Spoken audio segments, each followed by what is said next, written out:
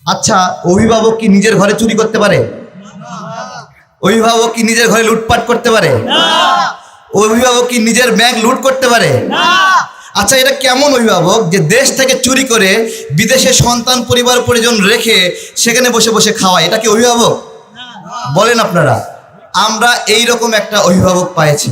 যদি 21শে আগস্টের জন্য বিএনপিকে দায়ী করেন, তাহলে পিলখানা হত্যার জন্য শেখ হাসিনা হাজারবার দায়ী।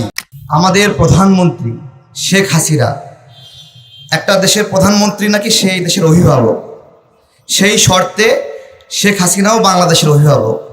আচ্ছা, অভিভাবক কি নিজের ঘরে চুরি করতে পারে? অভিভাবক কি নিজের ঘরে লুটপাট করতে পারে? অভিভাবক কি নিজের ব্যাংক লুট করতে পারে? আচ্ছা, এটা কেমন অভিভাবক যে দেশ থেকে চুরি করে বিদেশে সন্তান পরিবার পরিজন রেখে সেখানে বসে বসে খাওয়ায়? এটা কি অভিভাবক? বলেন আপনারা।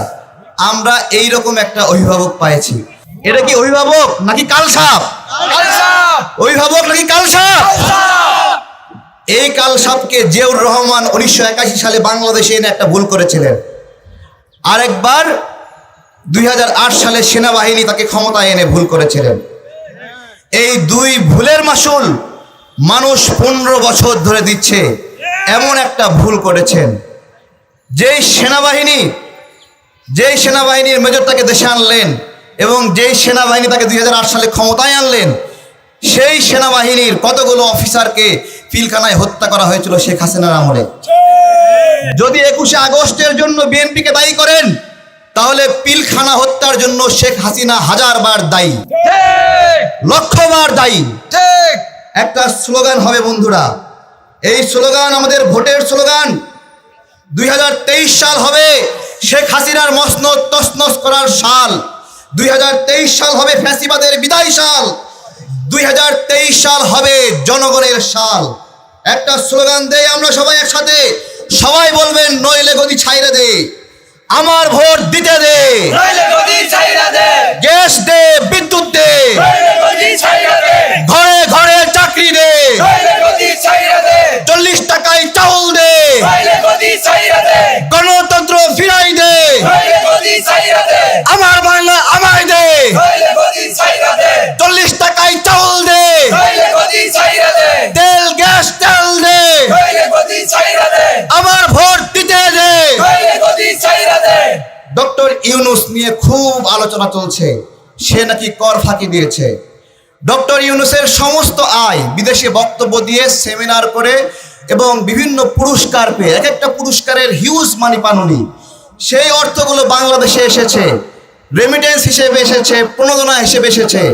ডক্টর ইউনূসের ইতিহাস বাংলাদেশে বিভিন্ন প্রণোদনা এবং বিভিন্ন আপনার দানের অর্থ বাংলাদেশে নিয়ে আসা, যেটা অন্য কেউ এভাবে পারেন না।